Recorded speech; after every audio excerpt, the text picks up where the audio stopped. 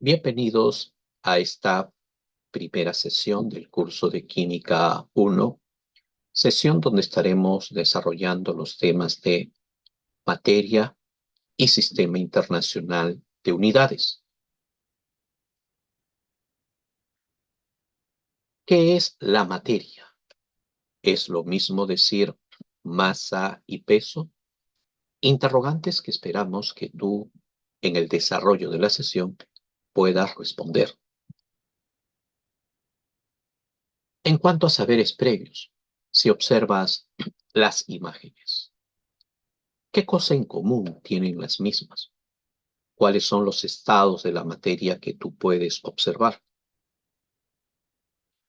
La presente sesión tiene un logro, que al término de la misma, el estudiante sea capaz de reconocer y clasificar las propiedades de la materia, así como identificar las características, las cuales han sido desarrolladas por científicos siguiendo un procedimiento lógico, ordenado y coherente en función a ciertas reglas de formación de la materia en sus estados, sólido, líquido y gaseoso. Los temas que estaremos viendo: materia, sistema internacional de unidades, conversión de unidades y algunas aplicaciones. ¿Qué cosa es la materia? Es todo aquello que ocupa un lugar en el espacio, que puede ser percibido por nuestros sentidos, tiene masa, tiene volumen y está formado por pequeñas partículas. Y estas partículas están siendo sometidas a las fuerzas de atracción y repulsión, lo cual permite que nosotros podamos observar a la materia en los estados fundamentales: sólido, líquido y gaseoso. En cuanto a los cambios de estado de la materia, es conocido que, por ejemplo, si nosotros nos encontramos en el estado líquido y pasamos al estado sólido, hablamos de una solidificación, o si nos encontramos en el estado sólido y pasamos al estado líquido, hablamos de la fusión. Te invito a revisar el presente cuadro o diagrama y contextualizar mediante ejemplos estos cambios de estado de la materia. En cuanto a los cambios que podemos encontrar en la materia, hablamos de cambios físicos, que son aquellos en donde la materia no sufre alteración en su estructura, no cambia la composición de la materia, mientras que en los cambios químicos sí, la materia sufre un cambio, una alteración en su estructura, en su composición. La clasificación de la materia nos lleva a hablar de mezclas y sustancias puras. Si hablamos de mezclas, estamos hablando de mezclas homogéneas y mezclas heterogéneas. Si hablamos de sustancias puras, estamos frente a las sustancias simples, que vienen a ser los elementos o los compuestos que resultan de la combinación de estos elementos.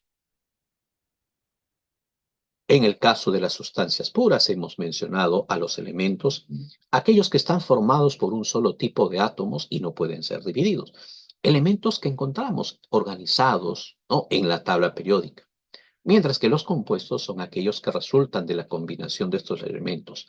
Por ejemplo, el agua, el ácido clorhídrico, una sal como el cloruro de sodio, son ejemplos de compuestos. En el caso de las mezclas, una mezcla homogénea es aquella en donde nosotros no podemos diferenciar las fases o los componentes. Por ejemplo, agua con azúcar, agua con alcohol. Cosa distinta en el caso de las mezclas heterogéneas, que son aquellas en donde nosotros podemos diferenciar las fases o componentes. Tal es el caso del agua con el aceite o el agua con tierra. Nosotros sí podemos diferenciar los componentes o fases de esta mezcla heterogénea. Tenemos ciertos tipos para separar las mezclas. Hablamos de la decantación, que es un proceso físico para separar mezclas heterogéneas, mezclas que exclusivamente están conformadas por líquido-líquido o sólido-líquido. Y esto se debe a la diferencia de densidades de los componentes. Mientras que la destilación es un proceso físico para separar mezcla de líquidos.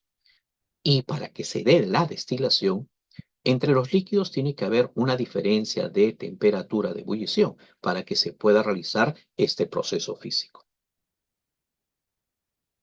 En el caso de la filtración es un método que nos permite separar mezclas en donde uno de los componentes es una sustancia líquida y la otra es una sustancia sólida. Para eso tendremos que utilizar el papel filtro que nos va a permitir separar esta fase líquida de la fase sólida. El siguiente método para separar mezclas es la precipitación, método en donde se produce un sólido llamado precipitado que resulta de la reacción de dos líquidos. En la mayoría de los casos, este sólido precipitado no se va al fondo de la disolución, aunque esto va a depender de la densidad.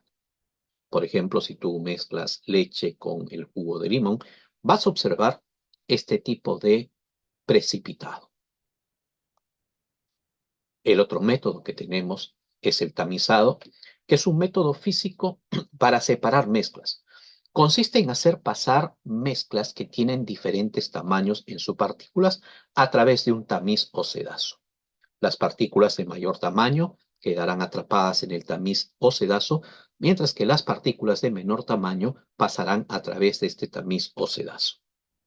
Este método, por ejemplo, lo encontramos para obtener arena fina que nos va a permitir obtener el concreto, ¿no? En una construcción.